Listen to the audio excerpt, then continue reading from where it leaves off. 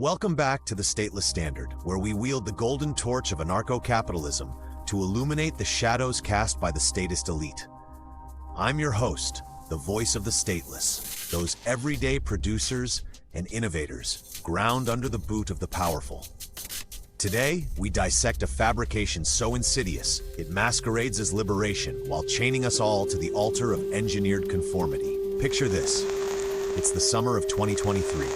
Rain-soaked streets in New York City pulse with rainbow flags, corporate floats blaring pop anthems, and throngs of participants, many of them straight allies snapping selfies for virtue points. But beneath the glitter and the chants of love is love lurks a machine oiled by taxpayer dollars and billionaire foundations. This is the story of gay pride.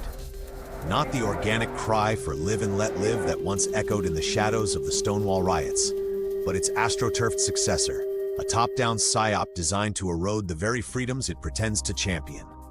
In today's video, we'll trace this beast from its libertarian roots in quiet tolerance to its current form as a globalist cudgel. We'll expose the funders, those Rockefeller puppeteers and USAID apparatchiks who turned a simple plea for equality into a relativist religion that worships the self at the expense of reality. Buckle up, friends. In a world where the state devours liberty one rainbow at a time, knowledge is our contraband. Let's light the torch. Growing up in America during the 1970s and 80s, there was this unspoken pact among Generation X, a genuine ethos of live and let live that felt like the natural order of a free society.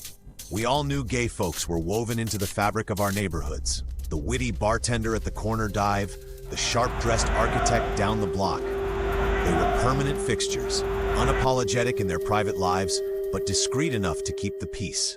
Nobody bothered them, and they kept their affairs and crucially their world away from the playgrounds and family barbecues.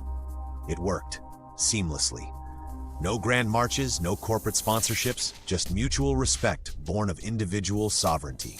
In that era, the sole bone of contention was marriage. That one legal bauble straight couples flaunted without a second thought.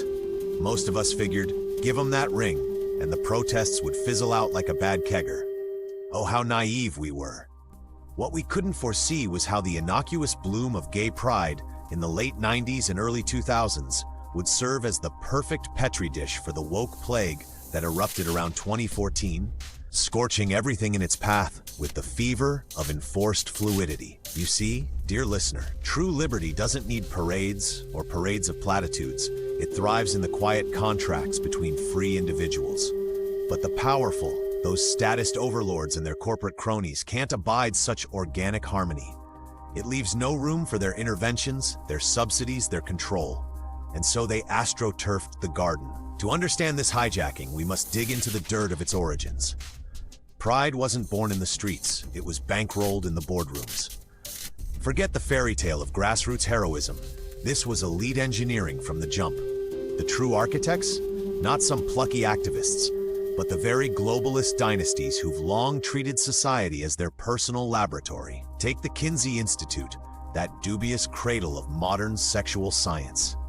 Funded lavishly by the Rockefeller-funded starting in 1947, Alfred Kinsey's reports didn't just document, they detonated. They peddled the myth of rampant non-binary sexuality, infiltrating academia like a virus in the water supply. The Rockefellers still crow about it on their own archives, proud patrons of the so-called sexual revolution, as if dismantling natural bonds was some enlightened gift to humanity. Cynical? Perhaps. But when your family fortune is built on oil empires and central banking cartels, why not pivot to engineering the soul? Fast forward to the 1950s and 60s, and enter John Money, the twisted pioneer of transgender pseudoscience. His infamous experiments on intersex children, force-feeding them gender roles like lab rats on a wheel, were propped up by Johns Hopkins University. And who bankrolled Hopkins? You guessed it, the Rockefeller Foundation, that tireless sower of relativist seeds. Money's work wasn't inquiry, it was indoctrination, a blueprint for denying biology's stubborn facts. These weren't isolated flubs, my friends. This was systematic. Elitist NGOs and think tanks, the Fords, the Rockefellers, funneled fortunes through a revolving door of influence. Taxpayer cash, laundered via agencies like USAID, flowed back into their pockets as philanthropy. The government? mere tool in the hand of the wealthy. Politicians, greased or blackmailed, rubber-stamped the legislation that weaponized our own money against us. It's the ultimate statist sleight of hand. The people fund their own subjugation, all while the powerful sip champagne at Davos. Once embedded in the ivory towers, these ideologies metastasized. Students, molded into cultists, slithered into bureaucracies and politics. They bloated the unaccountable beast we call the administrative state, cycling funds from federal coffers to NGO war chests. The scam? Use American ingenuity's fruits to finance the rot of Western civilization itself. And at the vanguard? The mafia-enforced normalization of LGBT dogma in every crevice, even, grotesquely, public schools, where educators now dangle pride flags like talismans and whisper gender-fluid fairy tales to wide-eyed children, bereft of empirical anchor. Now let's zero in on the enforcer, USAID. Launched in 1961 as a bulwark against communism, noble in theory, it morphed in the 90s into a leftist propaganda mill, obsessed with DEI delusion. The anti-red machine retooled to sow red banners of cultural Marxism worldwide. By the 2020s, it's no mere agency. It's the spearhead of a color revolution, hell-bent on vaporizing Western values, Christian ethics, and the sacred American impulses toward free speech and thought. Woke isn't mere Marxism with glitter. It's a juggernaut of well-heeled ideology, a pseudo-religion gunning to pulverize the pillars of our shared reality. And USAID? They supercharged it, especially in education. Their crown jewel, the 2020 document integrating LGBTQI+ considerations into education programming. This isn't guidance, it's a playbook for proselytizing. Drafted for field operatives in their inclusive development hub, it instructs how to embed lesbian, gay, bisexual, transgender, queer, and intersex propaganda across the program cycle, from curriculum to teacher training. The pretext? Schools worldwide are unsafe for LGBTQI+ youth. The fix? Bribe governments and educators with our dollars to evangelize the gospel of fluidity. As USAID's own words confess, the purpose is to support staff to integrate LGBTQI+ considerations into programming. They targeted principals in Kosovo, 120 of them, trained in inclusion, sensitized teachers in Honduras, rolled out university DEI pipelines in Jamaica, even funneled cash to UK outfits like Stonewall, now teetering on collapse without their USAID IV drip, after years of piping trans tropes into classrooms. Spike it back to 2014. Obama-era memos reveal the floodgates opening, with billions earmarked for LGBT educator programs. Dig via Wayback Machine if the censors scrub it clean. USAID's Samantha Power herself ties this wokeification to democracy's fight, a progressive jihad where denying biology saves the soul of the nation. It's invasion of the body snatchers with budgets, aliens, or in this case, elitist ideologues, hijacking minds one lesson plan at a time. But here's the cynical pivot, the genius of the grift. Remember the 90s rallying cry? Gays are born that way, immutable as ethnicity, so tolerate and move on. Solid ground for live and let live libertarians. Now, USAID's script flips it. Sexuality and gender are fluid processes, not fixed stars. Kids as young as 3 can pivot preferences on a whim. Straightness? A social construct, oppressive artifact. Straight from their docs. The development is a process. Self-identification may change over time. Young people may need varying levels of support. They've inverted the narrative to erase objectivity itself. Pride no longer seeks equality. It demands the abolition of essence, biological, moral, all of it. And the labs? Classrooms, those unwitting incubators. The results?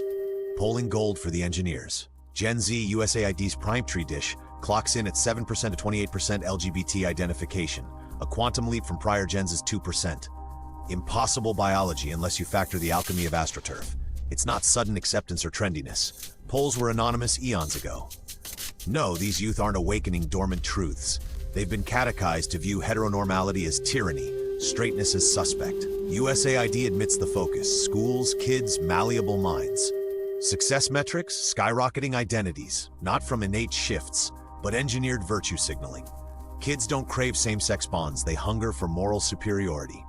In this relativist funhouse, claiming queerness isn't about desire, it's a badge of enlightenment, a hedge against being labeled oppressor.